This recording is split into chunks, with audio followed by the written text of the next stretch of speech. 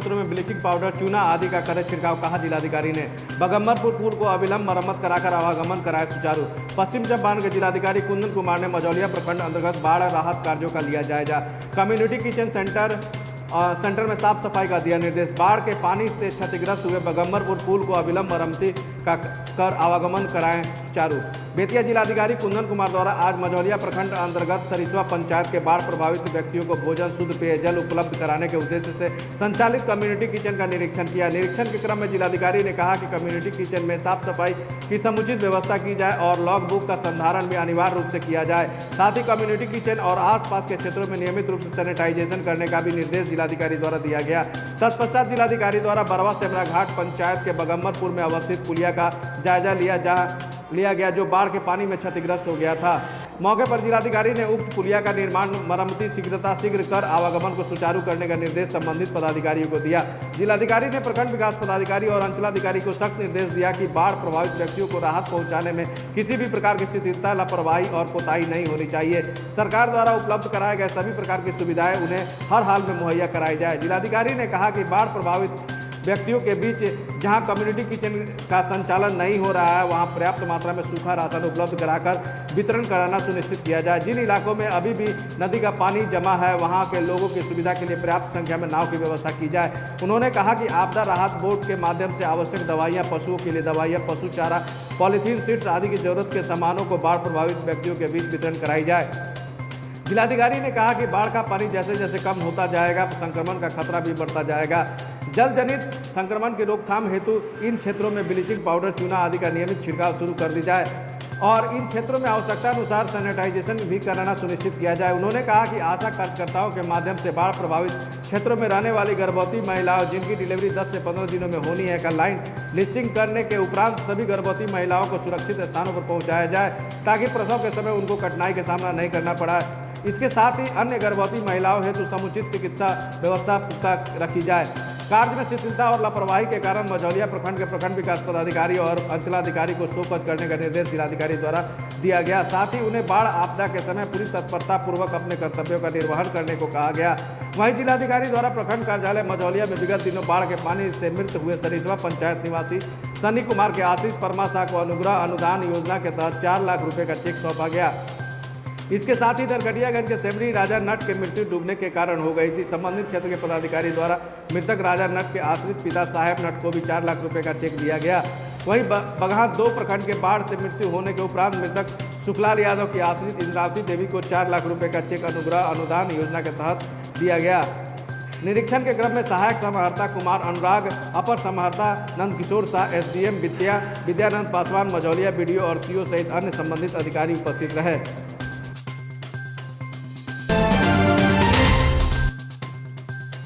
सरकारी सेवकों के लिए स्वयं की सुरक्षा जरूरी, कोरोना बचाव में सजग रहकर निभाए जिम्मेदारी, कही नगर परिषद की अध्यक्षा गरिमा देवी सिकारिया।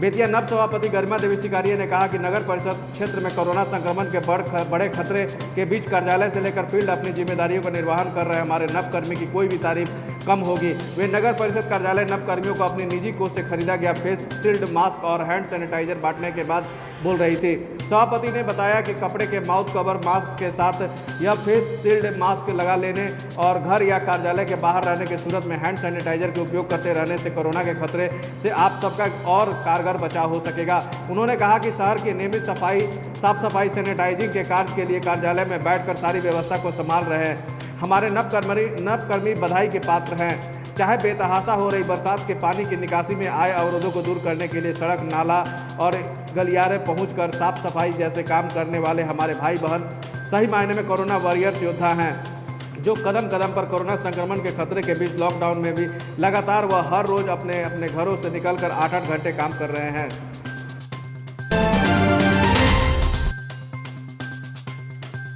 अवैध खनन और बालू लाने के क्रम में 4 ट्रैक्टर को आज रामनगर पुलिस ने जब्त किया।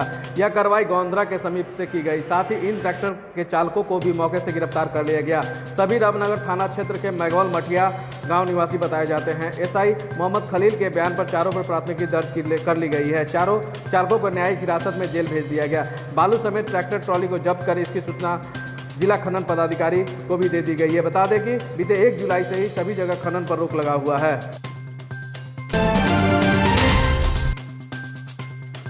10 दिनों से जल जमाव की समस्या के समाधान हेतु आपसी सहयोग से मामला को सुलझाया गया। लौरिया प्रखंड के कंदवलिया देवराज में पिछले 10 दिनों से जल जमाव की समस्या से आजित ग्रामीणों ने कंदवलिया लौरिया रामनगर मुख्य सड़क पर लगभग 3 घंटे जाम किया था। जाम की सूचना पर लौरिया थाना अध्यक्ष, अंचलाधिकारी, बीडीओ और प्रभारी पदाधिकारी राजेश कुमार पहुंचे। प्रशासन के आश्वासन पर लोगों ने जाम तोड़ा था। वहीं इस समस्या को निदान के लिए 10 सदस्यीय कमेटी का गठन भी प्रशासन के देखरेख में हुआ था। वहीं बुधवार को कमेटी के देखरेख में और कमेटी के नेतृत्व कर रहे इंजीनियर मोहम्मद नौशाद अहमद के देखरेख में जेसीबी के माध्यम से सर्वसम्मति से अतिक्रमण हटाने का काम शुरू किया गया। बुधवार के दिन कमेटी के देखरेख में जल जमाव की समस्या से निदान हेतु पूरे गांव के लोग सर्वसम्मति से अतिक्रमण हटाने का काम शुरू किया। इस संबंध में कमेटी के नेतृत्व कर रहे इंजीनियर मोहम्मद नौशाद अहमद ने बताया कि काफ़ी मेहनत और सभी के सहयोग से सर्वसम्मति से मिट्टी हटाने का काम शुरू किया गया है। ग्रामीणों के समस्या के निदान हेतु कमेटी के देखरेख में जल जमाव की समस्या से निदान के लिए आपसी सहयोग से मिट्टी हटाया गया है। मिट्टी हटाने में गर्ल्स हाई स्कूल से इस्लाम भाई के घर तक जल का निकासी, दूसरा बैंक के पीछे वाले हिस्से में जल जमाव का निकासी और कंदवलिया गांव में कादिर भाई और फिरोज भाई के घर के सामने से जल निकासी और प्राथमिक विद्यालय कंदवलिया के बगल से जल निकासी का काम सिलसिलेवार ढंग से शुरू किया गया। इस कार्य में कमेटी के सदस्य इंजीनियर नौशाद अहमद, अशरफुल मोहम्मद कादिर, मोहम्मद गयासुद्दीन और इरशाद आलम की भूमिका सराहनीय रही। बाढ़ की स्थिति आ गई थी, सारा गांव हमारा जलमग्न हो चुका था, लेकिन स्थानीय लोगों के सूझबूझ से एक कमेटी गठित हुई है और सारे ग्रामीणों के सहयोग से आज एक बहुत बड़ा सफलता हुआ है। जो पिछले 10 सालों से जल जमाव का प्रोग्राम, जल जमाव का जो प्रॉब्लम हम लोग के कंदवलिया गांव में था, आज उसको सुलझाया गया है। आपसी भाईचारे के साथ, बड़ा ढंग से, बड़े सहयोग के साथ, बड़े जज्बे के साथ सारे नौजवान साथियों ने, सारे ग्रामीणों ने सहयोग किया है और जल जमाव के समस्या को समाधान करा लिया गया है।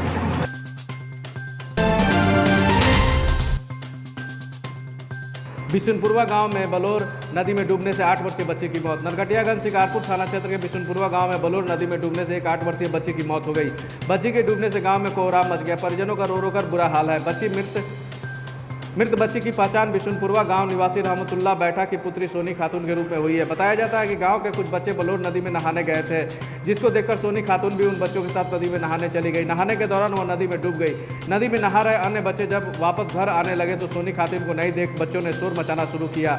शोर सुनकर उनके परिजन और आसपास के गांव वाले इकट्ठा हुए। फिर ग्रामीणों ने नदी में डूबी बच्ची की तलाश करने लगे। मंगलवार की देर रात्रि नदी में डूबी हुई बच्ची के शव को आज बाहर निकाला गया और उनके शव को परिजनों को सौंप दिया गया। वहीं मुखिया प्रतिनिधि आलमगीर ने बताया कि बच्ची के डूबने से हुई मौत की सूचना स्थानीय शिकारपुर थाना और अंचल कार्यालय को दे दिया गया है।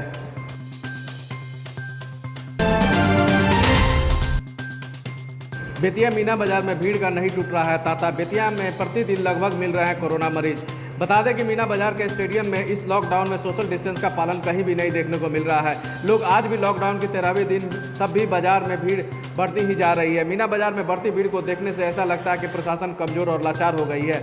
मीना बाजार में दलहट्टी में कुछ मटन चावल की होटल दुकानें हैं, जिन्हें समझाने पर भी वह निधड़क अपने दुकानों में खाने वालों को भीड़ लगा रहे हैं। बताया जा रहा है कि इस दौरान न्यूज़ S11 के पत्रकार द्वारा मास्क नहीं पहनने वाले को या मटन चावल की दुकानों में भीड़ लगाने वालों को समझाने के दौरान सरकार के नियम के उल्लंघन करने के बावजूद पत्रकार पर ही बरस पड़े और गलत सलत आरोप लगाते हुए मारने पीटने की कोशिश की गई। इस संबंध में बेतिया सदर अनुमंडल पदाधिकारी विद्यानंद पासवान से यह पूछने पर कि क्या लॉकडाउन में छूट दी गई है तो उन्होंने बताया कि नहीं, किसी तरह की छूट नहीं है। दुकान खुल रहा है तो गलत है, कार्रवाई की जाएगी प्रतिबंधित दुकान खोलने पर। अब देखना है कि बेतिया प्रशासन इन खुली दुकानों पर क्या कार्रवाई करती है।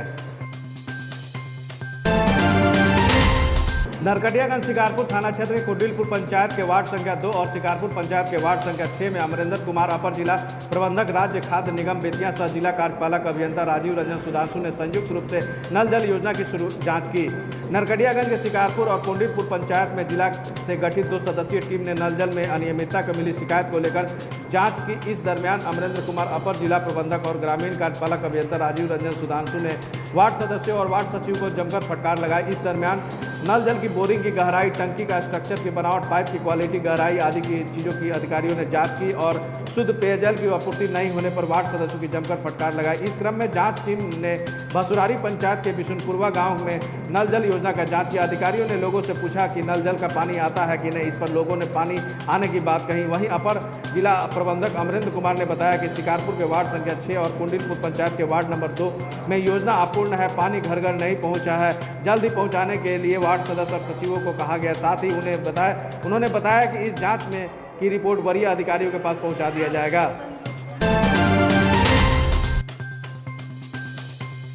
मसान नदी की जल वृद्धि में कमी आने से गन्ना के फसलों के कटाव तेज, सुरक्षात्मक कार्य शुरू। मसान नदी के कटाव से बचाव को लेकर किया जा रहा है विभागीय स्तर पर सुरक्षात्मक गाइड बांध बाढ़ आने से ध्वस्त। बेतिया से पहुंची फ्लड फाइटिंग की टीम की निगरानी में जमीन और फसलों को बचाने के लिए बांस की पाइलिंग और जियो बैग में बालू भरकर किया जा रहा है कार्य। जल निस्तारण विभाग के फ्लड फाइटिंग अभियंता रविंद्र कुमार बेतिया के निगरानी में कराया जा रहा था सुरक्षात्मक कार्य। मसान नदी के कटाव से कई घर हुआ प्रभावित, सैकड़ों एकड़ भूमि में लगाए गए गन्ने व धान का फसल हुआ बर्बाद। बगहा अनुमंडल अंतर्गत बगहा एक प्रखंड की आधा दर्जन पंचायत मसान नदी में आई भयंकर बाढ़ से प्रभावित हो गया है। सलहा बरियरवा पंचायत के झारमावी गांव के कई घर मसान नदी के बाढ़ के चपेट में आने से ढह गया है और कई घरों के लोगों ने दूसरे के घरों में शरण लिए हुए। पंचायत के पूर्व सरपंच नजरे आलम, मसान नदी बाढ़ बचाव संघर्ष समिति के अध्यक्ष खलीफ कुरैशी, रफ़ी आलम, जयप्रकाश नारायण समेत दर्जनों की संख्या में ग्रामीणों ने बताया कि मसान नदी के कटाव से जानवरों को भी परेशानी काफ़ी बढ़ गई है। ये जो देख रहे हैं पानी से पूरा जो है गांव घिरा हुआ है। ये सलहा बरियरवा पंचायत हुआ। ये मसान नदी के जो है गोद में ये तमकुही, सलहा बरियरवा, झारमहुई, अजमल नगर, ये बांध के टूट जाने से जो है पूरा पानी से जो है घिरा हुआ है। इसमें हमारा जो है जान माल की खतरा है।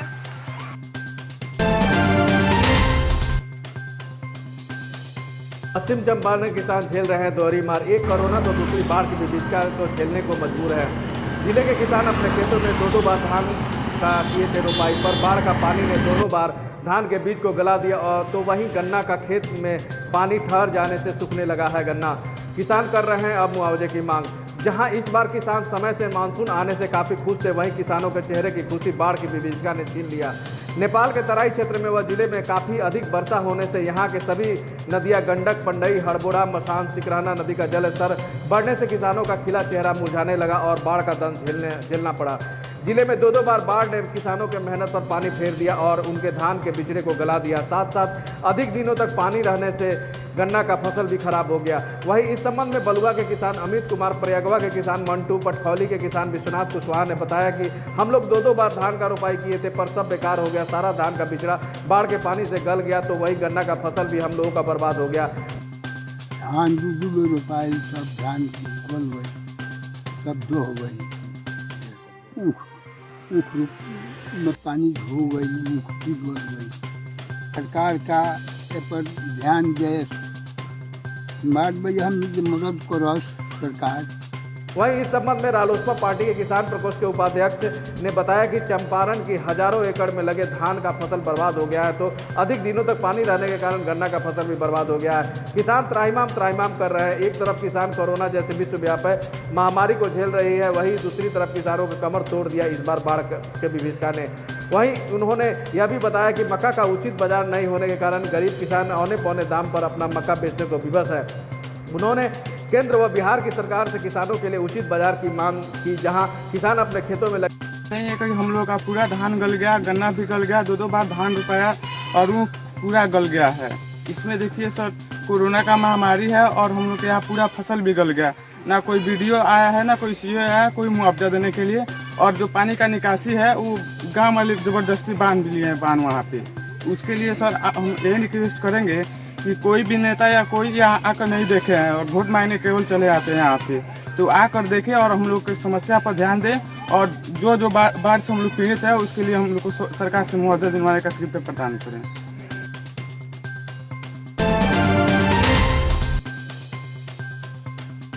नहर में डूबने से एक किशोर की हुई मौत। बगहा एक प्रखंड क्षेत्र के तेसरहिया बथवरिया पंचायत स्थित चंपारण तटबंध के किनारे चौर में डूबने से इसराफिल मियां का पुत्र की मौत हो गई है। बताया जा रहा है कि वो बथवरिया गांव के निवासी हैं। इस घटना से पूरे गांव में सन्नाटा छाया हुआ है। मिली जानकारी के अनुसार आपको बता दें कि बुधवार को करीब 10 बजे मृतक गांव के ही अन्य बच्चों के साथ बकरी चराने गया था। इसी क्रम में खेलने के दौरान उसका पैर फिसल गया और लुढ़कते लुढ़कते गहरे नदी में जा गिरा। बताया जा रहा है कि आनन फानन में ग्रामीण गोताखोरों ने उक्त बच्चे को गहरे पानी से ढूंढ निकाला तथा ग्रामीणों के सहयोग से परिजनों द्वारा बच्चे को स्थानीय चिकित्सक के पास उपचार के लिए ले जाया गया, जहां डॉक्टर ने उसे मृत घोषित कर दिया।